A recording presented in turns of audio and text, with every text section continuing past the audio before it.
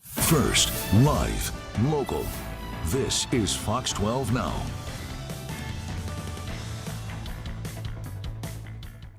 Hello, everyone. I'm Greg Nibbler. This is Fox 12 Now. Appreciate you all joining us wherever you're watching.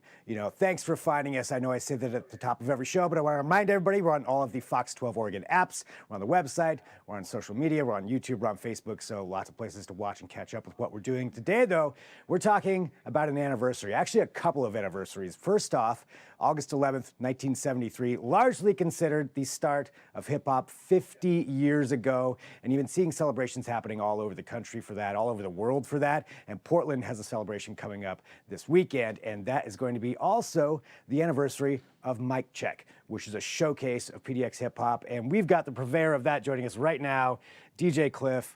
Klyph, thank you so much for joining me here today, to talk about this. There's so many things to cover in all of this. I mean, that's 50 years of history. I don't think we're going to get to every year of that, but but let's talk about you first. Obviously you've been here involved in the scene in Portland for so long, but tell us a little bit about yourself and just your history involved in hip hop here. Yeah, man. I'm not a Portland native. I'm a transplant. I've been here since '94 and have just been a fan of this art form since my youth. So when I moved to Portland, I was just looking for, who was doing hip hop in the city. I came into Portland at the time, was a budding artist myself, and really learned quickly how vast the Portland hip hop scene is, and began to tap in with individuals who were doing some of the great things, the aesthetic that spoke to me in this beautiful art form in terms of lyricists and DJs, and then I transitioned from being an MC to producer and DJ, and then radio host, and now continue to be a radio host and promoter of live events and podcasts, and all really centered around this art form that I love, that's so near and dear to me, and to be able to do it now here in Portland, celebrating the 50th anniversary of this art form, and just to still be a part of it, man. It really means the world, man. I think '94, that you can claim Portland if you've been here since '94. That counts. Yes, that definitely counts. Yes, sir. It is home. It is home. Well, even looking at it from that time frame, from '94 to here, what are some of the biggest changes you've seen?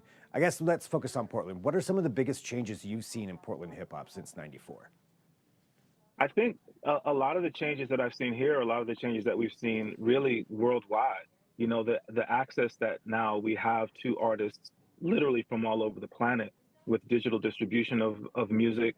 The fact that artists can now share their art with people all over the planet. That wasn't always the case. When I came to Portland, I had to find the local record stores. I had to find, who was doing performances to see who was, the local coverage that artists would get. And now it's just so vast, man, in terms of accessing artists. It's such in a sense, it's a lot easier. That being said, Greg, now with the fact that we have all this access, I think a lot of times some of the greatest, not the greatest, a lot of really great artists get lost in the shuffle because there is so much content that's coming to us. And so finding folk like myself who tries to be a curator of that art form and help people identify what is actually here in the city is, I think, to a great degree, just as valuable, if not even more valuable now than it was, 20, 30 years ago. It is. It's filtering through. I mean, I don't want to say noise, but there is a lot of noise. That can kind of block some things out, and something. Yeah. There's so many avenues, like you said, which is a great way to think about it too. I mean, that's a great opportunity for a lot of people, but also some people could get lost in the shuffle who are amazing because they can't get through that. And I think that's one thing, what you do, with Mic Check, and with that, giving a place for somebody to showcase that, that's really, really valuable. So let's talk about that for a minute here too. So Mic Check, I guess, can you explain to everybody what Mic Check is and how it really got going? Yeah, man, always got to give credit where credit is due. I had an opportunity to be on a platform several years ago, and two women approached me, Jennifer and Lori, who were both folk who were booking for McMenamins at the time. And they said, we at the time there was a bit of a disconnect in the hip hop scene and the city of Portland.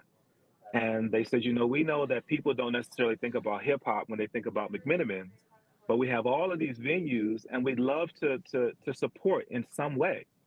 And at that time, I thought, well, who do I know that are promoters in the city? So I reached out to some folks, and in particular, Star Child, who was a local MC and a local promoter. And I said, hey, I have this opportunity, and set up a meeting. And Star had the idea of let's create a platform for local artists, to put local artists on. So it was Star Child, myself. He brought in producer Trox, and photographer Renee Lopez, and we created this platform where artists every month could come in, local artists, and it was really focused on lyricism.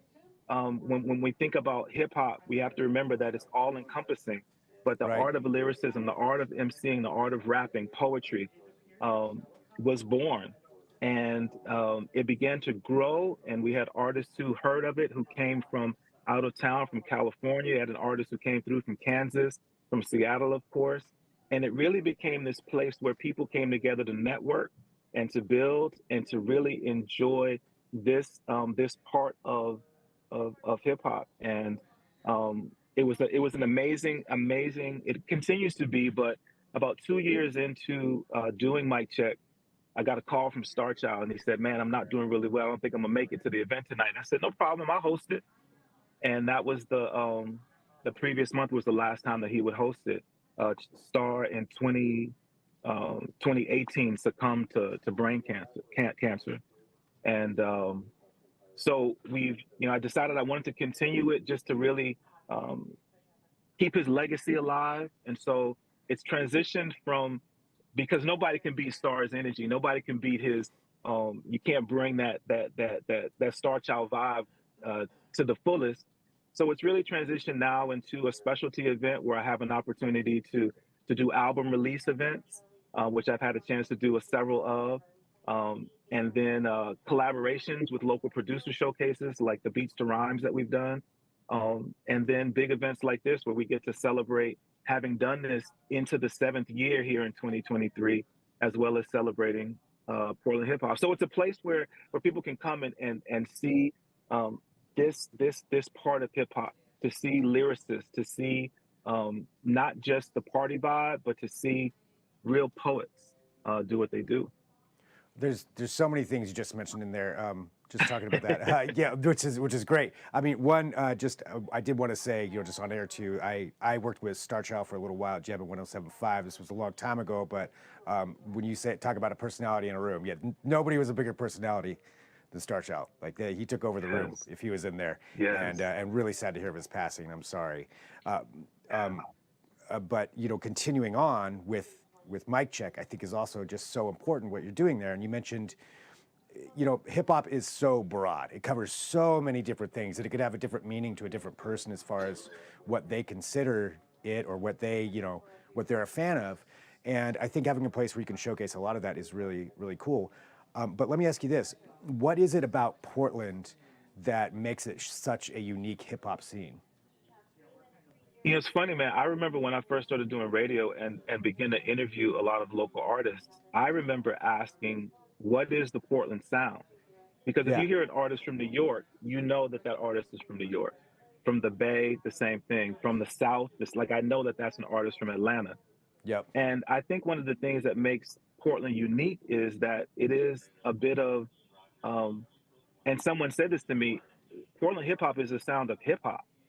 I mean, if you listen to different artists who've come up in Portland, you can hear a little bit of the entire nation in this city, in the scene. And then secondarily, I think because people don't initially think about hip hop when they think about Portland, it's driven the Portland scene to really fight for, um, respect is not the right word because it's not respect, but to really push to showcase that hip hop is not just an East Coast or West Coast or a Southern thing. It's a part of the culture that we have here, and I think that to a certain degree that does make it unique. The fight to have the connection between the Portland hip hop scene and the city and the community. Who even in 2023, there are individuals who ask me on my day job, man, there's hip hop in Portland. So I think that continues to drive the creative juices of local artists, um, to help folk recognize the skill and the talent and the and the drive and the love that we don't talk about, I think, enough as being one of the elements of hip hop, the love that exists in the scene, here, that I think is unique maybe from other parts of the country, maybe even other parts of the world. I mean, it seems like it's definitely a tight knit, scene to be in, and I could be wrong on that, but that's the impression that I'm getting. Obviously, everybody's coming together coming together and celebrating like at this, coming up this weekend, but even having that Yeah. opportunity for everybody to get together and perform. One thing you mentioned, and I just wanted to touch on it, we don't have to go into it too much if you don't want to, but you mentioned, the disconnect between the city of Portland and the hip hop scene, which was prevalent, especially a few years ago. And how is that now? And is there anything that you've seen change during these last several years?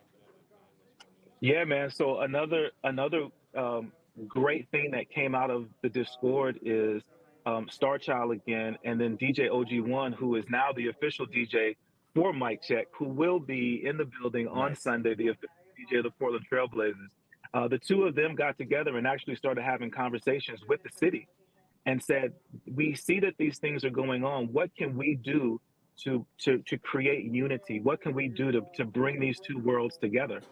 And out of those conversations came the Portland Hip Hop Day at the time, a proclamation by the city of Portland, that there was going to be a day dedicated to celebrate Portland hip hop. Over the years now, that has expanded to Portland Hip Hop Week. So this is a proclamation every year from August 20th through August 26th, which is actually Star Child's birthday, is Portland Hip Hop Week. And so all week there are going to be celebrations where you're going to potentially see local artists. You may see artists from out of town, but it's really celebrating everything that we've talked about. It's celebrating hip hop here in Portland. And I think through that, I think that is an example of improved relations. I think the fact that you can now go to different venues almost every day of the week or many days of the week and see a hip hop show. The fact that you have a huge company like McMenamins who's being a champion for what we're doing here in the city, I think it shows that those relations are much, much improved. Right. I mean, I think you mentioned at one point, it's McMenamins not really known for hip hop necessarily, but known for being, huge in the region, known for supporting a lot of things, and it does make sense. It's just such an Oregon Portland thing that those two would come together. It just Right, makes sense in a way. right. It's strange on the outside, but it's like, yeah, no, that makes sense. No doubt, no doubt, man. Well, for people who say there's somebody out there who hasn't gone to an event before, hasn't gone to Uh-huh. a mic check, what can they Mhm. expect if they walk in for the first time? Well, this mic check is going to be really unique. Oftentimes, we might have three acts and a DJ. This year, we get an opportunity to celebrate artists from the city. This is going to be an all ages event. Everybody is invited, and you get an opportunity to see our headliner, Homeboy Sandman, who hails from the birth city of hip hop, from New York, Queens, New York. But then you get to see Versatile of the Lifesavers, who is an Oregon Music Hall of Famer. You Oh get to yeah. see a performance from Cool Nuts, who is also an Oregon Music Hall of Famer. We have a artist, Tia P, who's going to be up here from Inglewood, California. Two artists from the Bay, Monty Draper and Brookfield Deuce. And then we get an opportunity to have some names that you might not be familiar with. Brimmer Baden, who's a young man who's a transplant from Chicago. Alta Voices, who is a youth group, an underage group who's going to be performing. Akira West, who's a mentee of DJ OG1, and Jay Prodigy, who's a 13-year-old MC who is amazing. You get to see her. We also have an opportunity to have Rip City Crew, who are the official dancers for the Portland Trailblazers. As I mentioned, DJ OG1. Some of the things that I'm really excited about, though, Greg, we get an opportunity to raise funds for a local nonprofit through this event. Black Men's Wellness PDX is an organization that works to provide opportunities for improved health and wellness awareness in Black men in the city. Things like working on addressing heart issues, stress, these sorts of things. We get to raise funds through this event to support that local nonprofit. And Wow. we also get to recognize a local journalist, Jenny Moore, who's a freelance writer who's done an amazing job of sharing the story of the Portland music scene. We get to recognize her publicly on stage and say, we see what you do. We recognize it. We want to say thank you. And then, of course, we're going to have some raffles. We're going to give away some really cool stuff. It's just going to be really a day of gathering, of community building, of celebration, of one another, of our community. That's amazing. That's so many good things, positive things coming out of all of that, and everybody getting together, celebrating Mic Check anniversary, 50 years of hip hop. Yes. I've got one more question for you, and then I want to remind everybody too of how to go to the event and when and where and all that stuff. But for you, out of these 50 years, do you have like a top 5 at all, or maybe not even top 5? Say top 3, top 3 Top hip hop 3. artists. Yeah. Oh, artists? Yeah. Yes, sir. Always at the top of my list is Rakim. I think he's an artist that literally changed hip hop. The first time Rakim rhymed, it literally changed how all the MCs coming after him rhymed. Melly Mel from Grandmaster Flash and the Furious Five, because that was early in the process, and you really got to hear storytelling in a very special way. Andre 3000 from Outkast. Really, Outkast is a collective. That's 3. I have to, like I said, man, I feel honored and blessed to have him on the bill. I feel honored and blessed to have his telephone number in my phone. Versatile. Uh-oh. I think our Zoom froze right in the middle of that. Well, I'm not sure what the last one is. We may have just lost DJ Klyph there. We'll leave that as a cliffhanger. No, I shouldn't have said that. But it's we'll find out who that other one was. But I want to again say thank you to DJ Klyph for joining us today. So that event is happening at McMenamins Mission Theater. So this is this Sunday. Like he said, it's a celebration, all ages, all those different things are going on there. So definitely go there. I mean, if you feel like going out and checking out the 7th anniversary of Mic Check and 50th anniversary of hip hop. All right.